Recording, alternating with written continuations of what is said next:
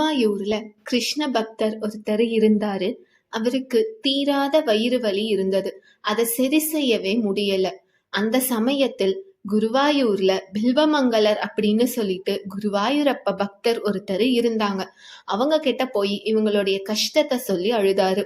உடனே அவரு, சரி, தினமும் நான் கிருஷ்ணனை பார்த்து பேசுவேன், நான் உங்களுக்காக பேசுறேன் அப்படின்னு சொல்றாரு. அதே நாள் இரவு கிருஷ்ணர் வந்ததுமே பில்வமங்கலம் ஸ்ரீ கிருஷ்ணர் கிட்ட கேக்குறாரு இதை பற்றி. உடனே கிருஷ்ணர் சொல்லிடுறாரு, அவங்களுடைய கர்ம வினையை அனுபவித்து தான் ஆகணும், அதை மாற்றவே முடியாது. முற்பிறவியில் அவங்க செஞ்ச பாவ புண்ணியங்களை பொறுத்துதான் இந்த பிறவி அவங்களுக்கு அமையுது, இதை எப்படியும் சரி செய்யவே முடியாது அப்படின்னு சொல்லிடுறாரு. மறுநாள் பில்வமங்கலம் இந்த விஷயத்த அவர்கிட்ட சொல்றாரு. அவரும் எதுவும் சொல்லாம அங்கிருந்து கிளம்பிடுறாரு. வழியில போகும்போது அவரால் ரொம்ப முடியல. அதனால ஒரு வீட்டு திண்ணையில அவர் உக்காந்து வயிறை பிடிச்சிட்டு அழறாரு. அந்த வீட்டு பெண்மணி வெளியே வந்து பாக்குறாங்க.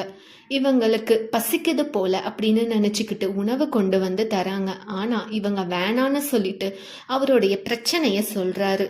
உடனே அந்த அம்மா சொல்றாங்க, நீங்க ராமா ராமா ராமான்னு சொல்லிட்டு ராமநாமத்தை ஜபம் செய்யுங்க, உங்களுக்கு கண்டிப்பா ஒரு தீர்வு கிடைக்கும் அப்படின்னு சொல்றாங்க.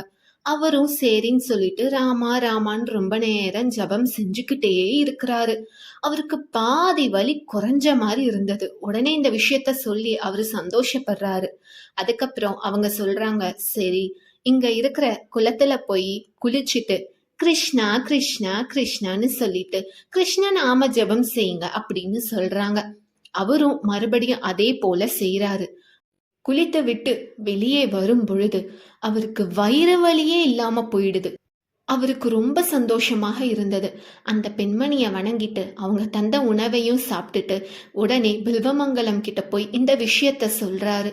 அதுக்கப்புறம் அடுத்த நாள் பில்வமங்கலம் ஸ்ரீ கிருஷ்ணர் கிட்ட கேக்குறாங்க, நான் உங்ககிட்ட கேட்கும் பொழுது நீங்க கர்ம வினைன்னு சொன்னீங்க, ஆனால் அந்த பெண்மணி சொன்னது போல நாமஜபம் செஞ்சதுமே அவருக்கு வயிறு வலி சரியாயிடுச்சே, எப்படி அப்படின்னு கேக்குறாங்க.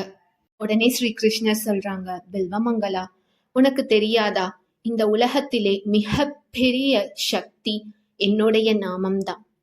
எத்தனை பிறவியில செஞ்ச பாவங்களாக இருந்தாலும் என்னுடைய புனித நாமத்திற்கு முன் அந்த பாவங்கள் எல்லாமே மறைந்து போயிடுது. இந்த விஷயம் உனக்கே நல்லா தெரியும் தானே, நீயே இந்த விஷயத்த அவர்கிட்ட சொல்லியிருந்தா அப்பவே அவருக்கு குணமாயிருக்கும் அப்படின்னு ஸ்ரீகிருஷ்ணர் சொல்றாங்க.